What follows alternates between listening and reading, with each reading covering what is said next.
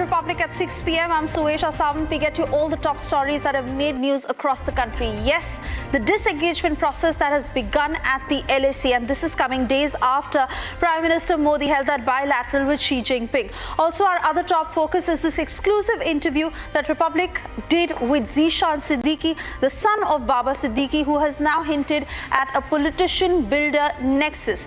Meanwhile, things are not well in Jammu and Kashmir after back-to-back attacks that have been happening on non-locals, and we'll get you excerpts of what the Indian Army Northern Commander had to say as far as the strategy on dealing with such terror attacks is concerned. Meanwhile, Cyclone Dana that made landfall and several parts across West Bengal and Odisha that are still inundated as restoration work is on in full swing. Of course, the hoax bomb threats menace that continues to be on the rise, and more than 250 such threats that have already been received. We get to the latest in this edition. First, a quick check of the headlines we're tracking.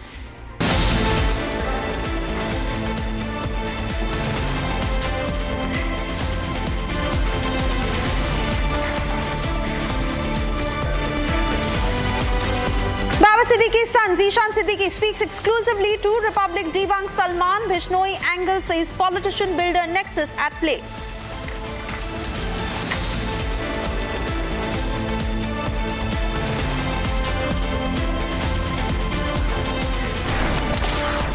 बेगुनाह मारे जाते हैं और हम पाकिस्तान का हिस्सा बनने वाले नहीं। तो ये कर किस लिए रहे हैं?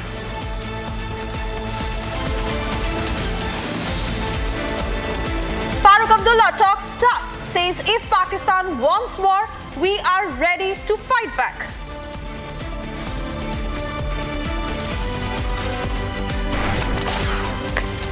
Cyclone Dana makes landfall. 6 lakh evacuated from rural areas in Odisha and Bengal.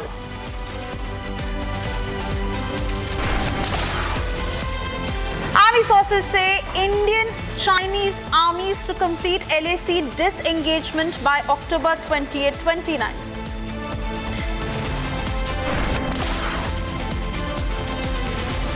"20 flights received fresh bomb threats, taking the number of hoax threats in the last 11 days to over 250.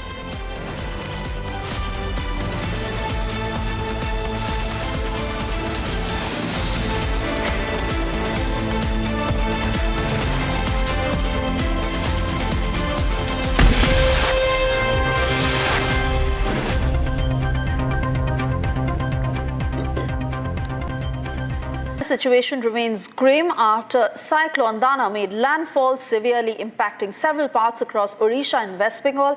Over 6 lakh people who have already been evacuated, trees uprooted, power lines snapped, low-lying areas completely inundated, while air and rail services have resumed restoration efforts that are on in full swing. Here are the latest updates. Cyclone Dana has made landfall on the coastal areas of Odisha.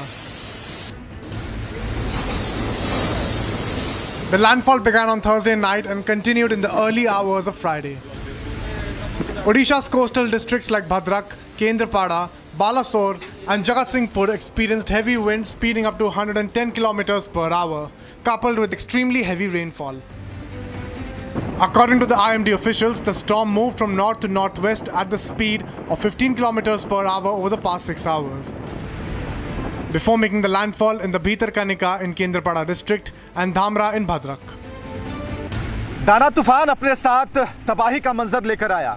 इस वक्त जो हम खड़े हैं उस जगह पर जहां पर दाना तूफान आकर जिसने टक्कर दी, दस्तक दी और सब कुछ उल्टा पुल्टा हो गया। इस वक्त जो आप देख पा रहे हैं, इस रास्ते पर पेड़ उखड़े पड़े हैं और ये वो जगह है जो कल चर्चा का विषय बना हुआ था और लोगों की जुबान पर था कि आखिर यहाँ के लोग कैसे रहेंगे, क्योंकि जो तूफान की आहट थी लोगों को पहले ही मिल चुकी थी और मौसम विभाग ने इसके लिए हर 2 घंटे पर बुलेटिन जारी करना शुरू कर दिया था। इंतजाम पूरे थे और जो संकल्प था, जो दृढ़ संकल्प था प्रशासन का कि हम जीरो कैजुअलिटी की तरफ आगे बढ़ रहे हैं, उसके लिए हम कोई कसर नहीं छोड़ेंगे। तो फिलहाल जो ये दाना का जो कहर है, मेरे पीछे आप देख पाएंगे, इस तरीके से आप आगे बढ़ेंगे। हालांकि ये शेल्टर की तरफ जाता है और उसके बाद ये जो पेड़ गिरा हुआ है सामने, आप जो देख रहे हैं तस्वीरें, वहाँ पर पेड़ काटने का काम शुरू हो गया है और पेड़ काट करके जो लोग हैं उनका आवागमन कहीं से भी प्रभावित ना हो, बाधित ना हो, इसकी पूरी कोशिश यहाँ पर की जा रही है। Cyclone Dana has disrupted normalcy in the states of West Bengal and Odisha. In Bengal, over 2.5 lakh people have been shifted to relief camps and NDRF teams have been deployed in southern Bengal. While in Odisha, over 10 lakh people have been moved to relief camps and 288 rescue teams have been deployed for rescue and relief operations across the state. The cyclone has severely affected the air movement in the eastern region. Flights from Ranchi to Bhubaneswar and Kolkata have been cancelled, and around 10 trains passing through or headed to Jharkhand have also been halted. Farmers in the states have also been advised to drain excess water from their fields to prevent crop damage.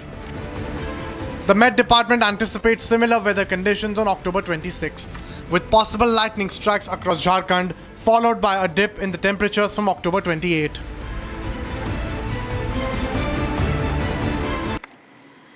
And while 2 soldiers were killed in the line of action in a terror attack in Jammu and Kashmir's Baramulla, 2 porters were also killed in the attack, while 3 others were injured. LG Sinha paid homage to the soldiers killed in action. Meanwhile, former Jammu and Kashmir Chief Minister Farooq Abdullah has said that Kashmir will never become a part of Pakistan. Watch this report. 7 days, 4 terror attacks. October 18th, 1 non-local from Bihar killed in Shopian. October 20th, 7 civilians killed, 5 injured in Ganderbal. October 24th, 19-year-old non-local from UP's Bijnor shot at. October 25th, 2 army men, 2 army porters killed. There has been a fresh spate of attacks in Jammu and Kashmir. As we have seen that the coordinated search operation is still on place, and you can see here in the visuals that these are the dense forests where the ongoing operation is carried out by the joint security forces. Also, we have picked it up from the sources that the National Investigation Agency can come to this location attack spot anytime from now, as we had learned from the sources that this is the same team which was conducting the investigations in the Central Kashmir's Gagangir, Ganderbal, where 7 civilians was killed by the terrorists, and the same team is coming to North Kashmir's Gulmarg, Botapatri, where the ongoing operation is under. We have been told that the national investigation teams can arrive to this location anytime from now. Also, the coordinated search operation have been extended to other areas like Jammu's Poonch, Samba and Kashmir's Uri sector have been also alerted after the terror attack in the Botapatri area of Gulmarg. As per the army, 120 to 130 terrorists are active in the Union territory. Army says the first aim is to get accurate information using technology. Republic spoke exclusively to Northern Army Commander Lieutenant General M.B. Suchindra Kumar. Question pertains to the south of Pir Panjal, the area that has been peaceful for a longer period of time. We have seen that in the recent past there have been series of terror activities that are taking place, be it in Rajouri, Poonch, Doda, Kathua, these regions. How Indian Army is prepared to this rise in the terror activities in this region and also in Jammu and Kashmir? Sir. Okay, I think that's a very topical question. Know that this region, which has got starting from Kathua, Samba, then the districts of Rajouri, Poonch, and if you look at the hinterland, say Udhampur, Riyasi, also what we know as Doda, Kishtwar and Bhadrua region. Now, what actually has happened over the last 5 years in the Jammu and Kashmir is a large number of terrorists, almost 720 have been neutralized. And the residual terrorists today, the agencies, the multi-agency center keeps updating the figures, stand something like 120, 130. The aim appears to be to, like all terrorism is, to intimidate the populace, disrupt the peace and development in the area, the normal democracy processes that are there. Meanwhile, National Conference patron Farooq Abdullah says the government will give a tough fight.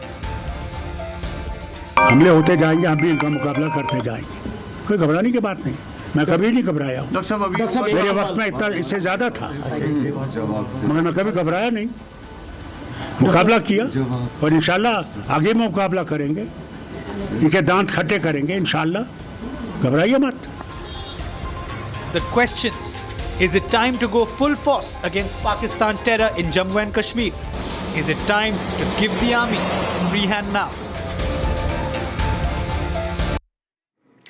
And well, days after the Modi-Jinping meeting, sources tell Republic that the LAC disengagement that will happen by the 28th, 29th October. Remember, this is happening 4 years after the 2020 Galwan clash, that the Indian and Chinese troops have started to disengage in small batches in eastern Ladakh. Here's that report. After 4 years since the 2020 Galwan clash, the Indian and Chinese troops started disengaging in small batches. The disengagement also includes removal of self-created blockades at Depsang and Demchok in eastern Ladakh. After the negotiation of deal at diplomatic and military levels, the final agreement was signed by the senior highest military commander, the corps commander on the Indian side. India and China have been involved in talks both at the diplomatic and military levels to resolve the differences in balance areas along the line of actual control. And pursuant to the talks, broad consensus has been achieved to restore the ground situation based on principles of equal and mutual security. The consensus achieved includes patrolling and grazing to traditional areas. The agreement between China and India allows for patrolling to be restarted at all patrolling points, which both China and used in April 2020 before the standoff in Ladakh. This involves patrolling not just in Depsang and Demchok, but also along the northern banks of Pangong Tso, the Gogra Hot Springs area and the Galwan Valley. The disengagement process began just days after Prime Minister Modi met Chinese President Xi Jinping at the BRICS summit in Russia. In the Galwan area, Indian troops used to patrol mainly till patrolling point 14, which is near the Y junction in the valley. The tensions between India and China began in the Galwan Valley in the year 2020. After India constructed a small foot-over bridge over the river which allowed troops to cross over easily in order to patrol up to patrolling point 14A.